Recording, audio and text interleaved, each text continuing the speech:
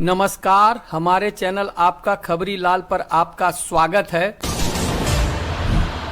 जोहार झारखंड घाटशिला का चुनाव आज खत्म हो गया। ये चुनाव झारखंड में एक बदलाव का चुनाव था।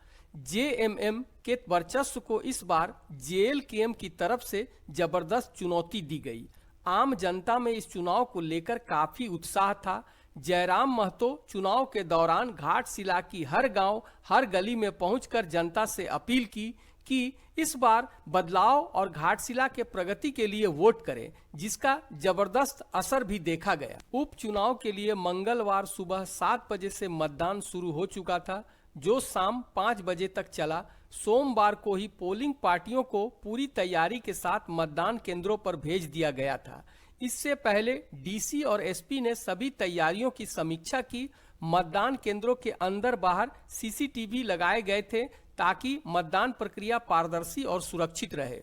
मतदाता बढ़ चढ़कर मतदान में हिस्सा ले रहे थे, चाहे बूढ़े हो या बीमार, सभी बेहद उत्साह से अपने मताधिकार का प्रयोग कर रहे थे।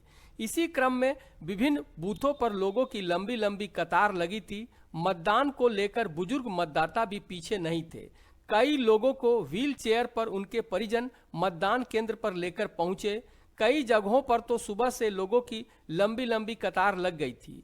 लोकतंत्र के लिए एक बुरी खबर यह है कि झारखंड मुक्ति मोर्चा के द्वारा पुलिस प्रशासन का दुरुपयोग करने की कोशिश की गई। पुलिस बल के द्वारा कई बूथों पर बोगस वोटिंग के जरिए चुनाव को प्रभावित करने का प्रयास किया गया। इसकी शिकायत चुनाव आयोग से की गई है ताकि चुनाव आयोग तत्काल संज्ञान लेकर निष्पक्ष मतदान सुनिश्चित करे।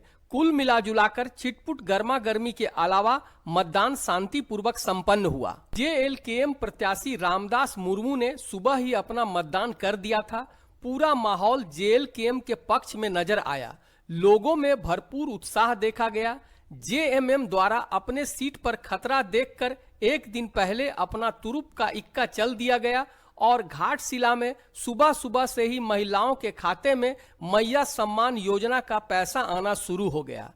जेएलकेएम प्रत्याशी रामदास मुर्मू कल रात जब फेसबुक पर लाइव थे, जेएमएम के दलालों द्वारा उन पर तरह तरह के कमेंट किए गए और उनके लाइव को बीच बीच में बाधित करने का प्रयास भी किया गया था। जयराम महतो के जबरदस्त अपील पर घाटशिला उपचुनाव में बम्पर वोटिंग हुई। वोटिंग खत्म होने तक कई बूथों पर मतदाताओं की लंबी कतार लगी थी।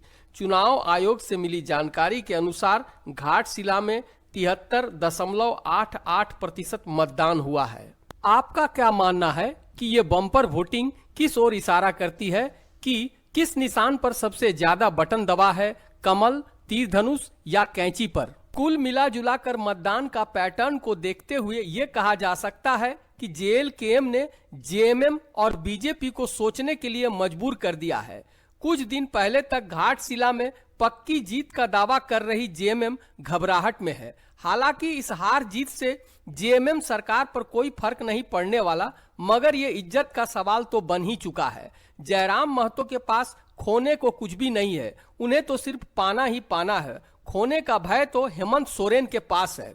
14 नवंबर को मतगणना होगी तो पता चल ही जाएगा कि किसने खोया और किसने पाया। मतदान का पैटर्न और लोगों का रुझान देखकर तो जेएलकेएम मुख्य मुकाबले में नजर आ रही है। बस अब परिणाम का इंतजार है। घाटशिला चुनाव परिणाम के लाइव अपडेट के लिए हमारे चैनल आपका खबरी लाल को जरूर सब्सक्राइब कर ले, ताकि घाटशिला चुनाव परिणाम का सीधा अपडेट आप तक पहुंचता रहे। धन्यवाद।